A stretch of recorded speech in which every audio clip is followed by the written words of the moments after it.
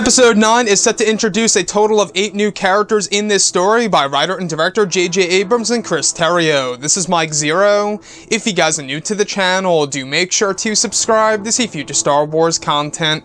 Now, if we look at Episode 9, we do know that a lot of people are a little worried, a little concerned about there being 8 new characters being inserted into Episode 9 by JJ, and whether or not they're going to take away a lot of screen time from the characters like Kylo Ren, Rey, Luke, Lando, Leia, you name it. Now, what's really intriguing about one of the new characters is, of course, one of the new villains being inserted into Episode 9. Now, these past couple of weeks or so, we've been learning a whole lot more about this film when it comes to some of the set leaks, the set designs, the concept art, and storyboard descriptions, etc. One of which has all to do with one of the new villains in this movie. Now, specifically, what's really intriguing is that it's described that one of the new villains in Episode 9 by JJ were inspired by one of the Sith Lords in Star Wars Legends. It's described to be before the new villain named or codenamed as Samara.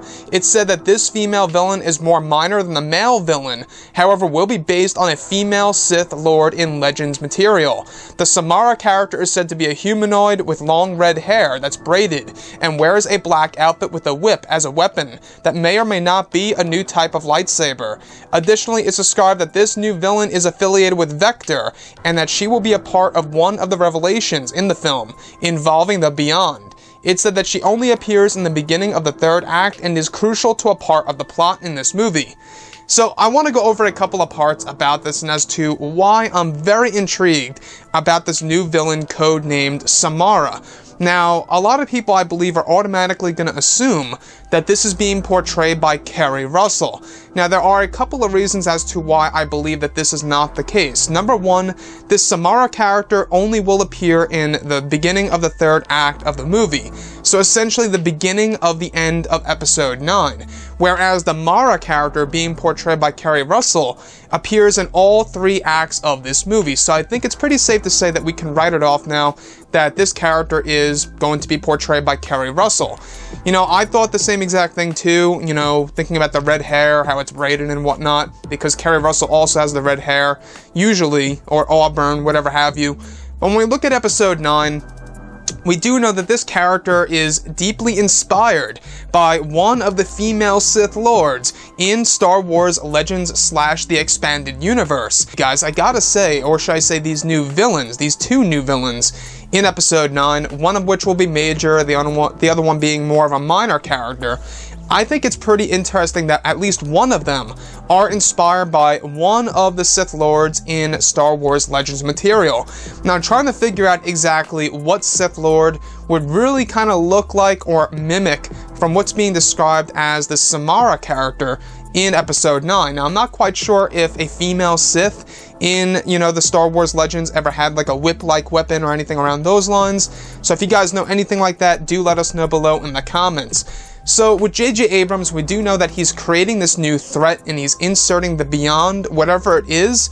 It's either the unknown regions or maybe a new galaxy or a different dimension, if you will, within the existing galaxy in the Star Wars universe. And I gotta say, I couldn't be more excited that JJ is using a lot of reference material from the EU and Legends in order to really make this movie cater to the hardcore fans. Now sure, is it a risk? It is at the same exact time because you're using Legends material. That's material that a lot of hardcore Star Wars fans really do cherish and love and enjoy to either read or interact with, whether it's that or like a book, a novel, or a video game, whatever have you in Legends. But everything that comes from the Star Wars franchise in the EU, a lot of it is in fact going to be inserted into Episode 9.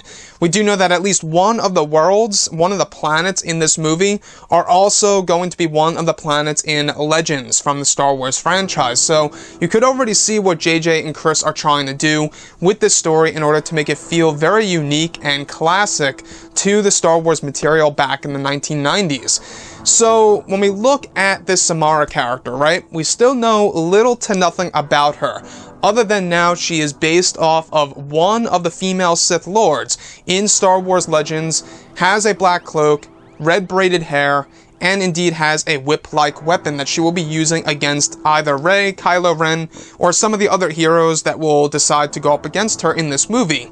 So The fact that this character is affiliated with Vector and, of course, the big revelation of the Beyond, I think that we're really in for a treat in the third act of the film that's really going to keep us talking for years on end. The only thing that I do hope out of JJ is that he doesn't make this movie open-ended, where basically I want closure. That's what I want in this Skywalker saga. I want closure. I don't want to be left, wondering, oh, what happened at the end of the movie? What do you think that meant? Or what do you think this meant? I don't want it to be ambiguous. I want it to be pretty straightforward and clear and answering a lot of questions and just laying it to rest if they truly are ending the Skywalker saga. Anyways, guys, drop a comment below. Let me know what you think about all of this in the comments. And if you guys did enjoy the content for today, do make sure to drop a thumbs up on this video to support the channel. I thank you all so very much for the kind support, and I'll catch you guys next time.